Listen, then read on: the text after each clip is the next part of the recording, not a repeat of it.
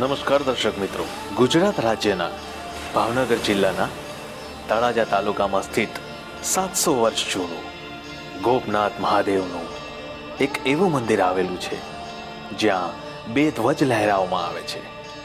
જ્યાં પહેલો ધ્વજ સફેદ રંગનો છે જે વિષ્ણુ મંદિર સૂચવે છે, જ્યારે કેસરિયા રંગની ધજા પ્રતીક છે ભગવાન મહાદેવના મંદિરની. આ એ શિવ મંદિર છે જ્યાં ભક્ત કવિ નરસિંહ મહેતાને આશરે 500 વર્ષ પહેલા આધ્યાત્મિકતાનો અનુભવ થયો હોવાનું માનવામાં આવે છે. તો ચાલો આજે આપણે દર્શન કરાવીએ ગોપનાથ મહાદેવના.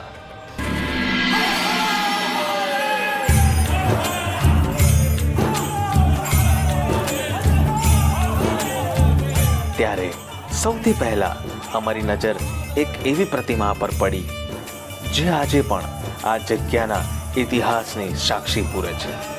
ઈસવીસન 1458ની સાલમાં જ્યારે લખધીરસિંહજી બાપુ જેમણે ચારધામની યાત્રા પૂરી કર્યા બાદ તેઓ પરત ફર્યા ત્યારે તેમણે દાન પેટે આશરે 1300 વીઘા જમીન આપી હતી, તે પણ આશરે 650 વર્ષ પહેલા.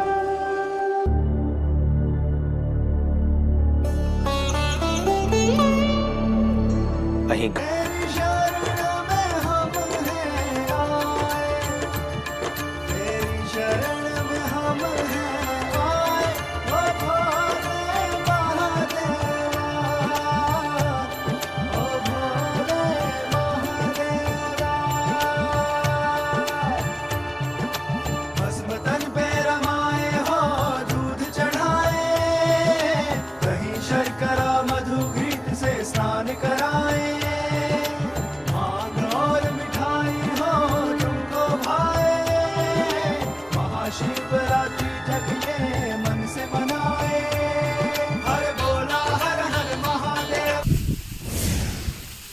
મહાદેવ આપ જોઈ રહ્યા છો. આ છે ગોપનાથ મહાદેવ ધામ.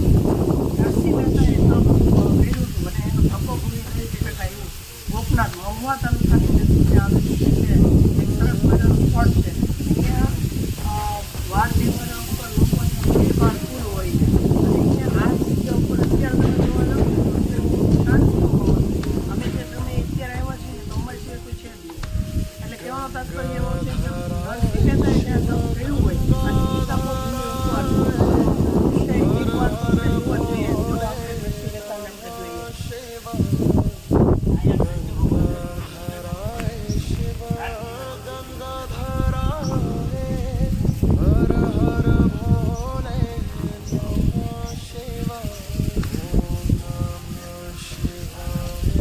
નરસિંહ મહેતાની આ તપોભૂમિ ઉપર આપ સૌને એકવાર અવશ્ય પધારવા આમંત્રણ પાઠવીએ છીએ.